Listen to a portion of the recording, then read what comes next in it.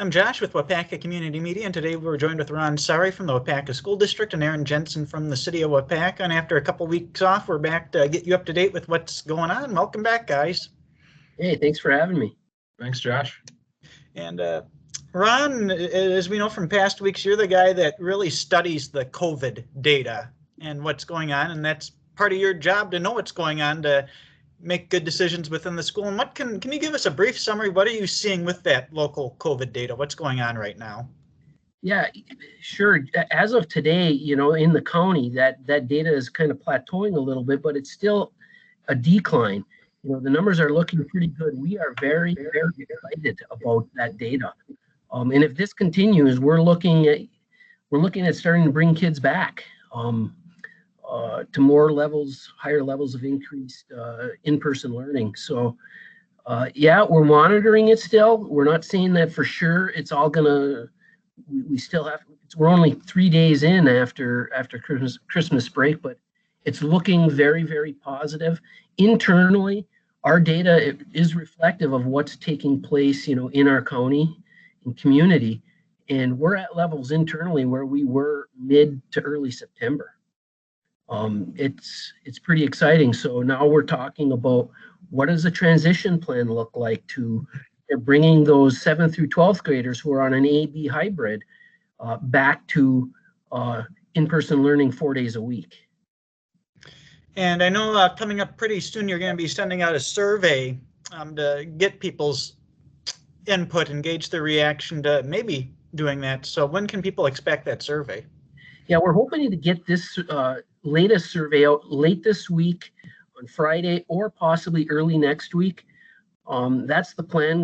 We know from the previous surveys, we anticipate between 80 and 85% of the students in 7th through 12th want to come back to in-person learning more than just 2 days a week. So we just want to get confirmation of that from the families and the students, and then get feedback from our teachers. We know that all three of those stakeholder groups have shared through the previous surveys that they feel safe. The levels of feeling safe has increased since the beginning of the school year. And so we're thinking with the way things are now, it may be a good time to start looking at bringing them back. And you've kind of got maybe a plan you're starting to work on what that might look like. And you already mentioned it'd be 4 days a week to kind of have that day of buffer in there for the teachers to work with the students who are still virtual or have some extra needs. How would you kind of propose to start bringing those students back in the building? Would it be everyone? Would it just be certain grades? How would that work? Yeah, we've talked with the full administrative team and getting a lot of input from our principals. And the focus is we want to do it in stages, just because we understand there's going to be some wrinkles and maybe some things that we haven't thought about. So just like as we did that soft opening in September, we're looking at stages similar to that. So we're thinking the week of the first week of the second semester, which is the week of January 18th. We don't have school on January 18th. That's a records day. But the next day, the 19th, Tuesday, would be where we would have those struggling students in 7th through 12th grade come back. Students who have one or more Fs or multiple Fs. That would be their start. The next week on Monday, January 25th, then we would bring in the middle school our 7th graders back. They're struggling at a higher level than the 8th graders. And then in the high school, our freshmen and our seniors, they would then come that week. And then the following week, which is February 1st, we're looking at then the 8th grade and the sophomores and juniors. So we would have that whole 7th through 12th grade group back in person. For those who want to come in person, we understand that some will still want to do the live remote and as well the on-demand remote. That's some good news that the school's able to consider heading in that direction with where things are at with COVID right now. Aaron, on the city side of things, not much has changed with how the city's operating, but one thing we just want to remind people of, at least this first month of 2021, all the government meetings will remain virtual. And I'll let you touch on that. Yeah, we're treating that on a month-to-month basis. Mayor Smith and I are able to talk very frequently, and at the end of December made the decision to continue. We're considering going back in person in January. Made the decision to continue to meet virtually. We're still getting city work done. Things are still moving forward. Council's got a pretty good hang of how to operate in the virtual sense. So we're going to do that through the month of January. We'll revisit it at the end of January for February, and we'll keep using that as a process. Just want to remind people that while we are continuing to meet virtually for both city council and our committee meetings, they are able to give public input. They are able to do that through the public input email at publicinput@cityofwaupaca.org.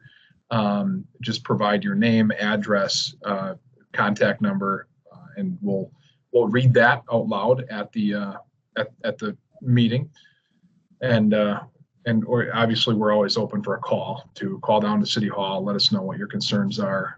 But we'll look to meet virtually here for the next month or so. The city recently reinstituted its CDA. What is a CDA? Yeah, so CDA is short for Community Development Authority. We've talked on these meetings quite a bit about our goals of accelerating economic development. That's kind of number one on the City of Waupaca's strategic plan that was adopted about a year ago. So the CDA was just one action step in that. We were able to reconstitute it. This will be the first time they're meeting, I think since 2013. And their first task is to help us guide us through this downtown business incentive program process. So they'll be helping reviewing applications and administering the grant process along with staff. That first meeting is January 13th, next Wednesday at 5:30. Again, that'll be virtual. Kind of just going to go through some CDA 101 type slides and all that fun stuff, just so everyone kind of knows to the group. And then we'll see. We might even have an application in by then. We're expecting to receive an application by the end of this week. So we look forward to working with them. So you're utilizing the CDA at this point for the city to administer grant awards, but on the flip side, the city's actively pursuing a number of different grants out there as well. So give us an update on some of those projects. Yep. So we are working with our grant writer. That's a joint grant writer between us, the school, and the chamber. That was so generously really provided by Tim and Joy Neville this first year, and we'll continue funding it after that, at least for a 2-year period, and we'll revisit and hopefully after that. Right now, they just submitted. He submitted a grant for hotspots. We talk about it's high in the news right now with everyone going virtual, whether it's work, home, whatever it may be. Our lack of internet coverage all over, and Josh, more than anybody running Waupaca online, it's an issue all over this place. And the library just applied for a grant for 20 hotspots that can be checked out at any time. So in addition to kind of your efforts with Waupaca Online and expanding coverage in places, other departments are doing things here and there. And I know the school is doing things to make sure people have access for school and for work and all those needed things. And then the other thing is that we're working right now, this is a really big one. It's a CDBG, or Community Development Block Grant program, CV, which stands for coronavirus. And there are some opportunities in there. Actually, it's a $1.3 million grant that we would be applying for through the City of Waupaca. We would then look to partner with CAP Services in administering the grant. And that $1.3 million would be for rental assistance. So I don't know if anyone recently saw, there was an article in the Milwaukee Journal Sentinel that really highlighted on this. I think it was on the first page. And it was just talking about how the eviction moratorium through this coronavirus has been a great thing for renters that have been negatively impacted by the virus. But in some ways it passes along some burdens to those landlords and owners of those places, because now, how do they get compensated? How do they keep up with payments and so on and so forth? So this is to help that type of issue. So if we get the $1.3 million, we'd be working with CAP, and in the greater area, we'd be serving all of the CAP services area. We'd be really promoting it through the City of Waupaca.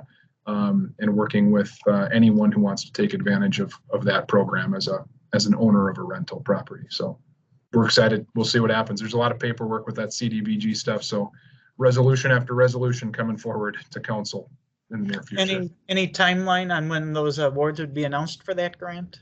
Well, I know that I don't know about announcement, but I do know that we've given a pre-application, and they have said they've looked very favorably on that pre-application. And it looks like, I think February 26th is the deadline. So we'll have it turned in by then. And I, from my understanding, it'll be within a couple months, as far as probably sooner than that, when it'll get awarded. Very cool. Well, Ron, Aaron, appreciate you getting us up to date with everything going on, and we'll talk again soon. You're welcome. All right. Yeah. Thanks, Josh.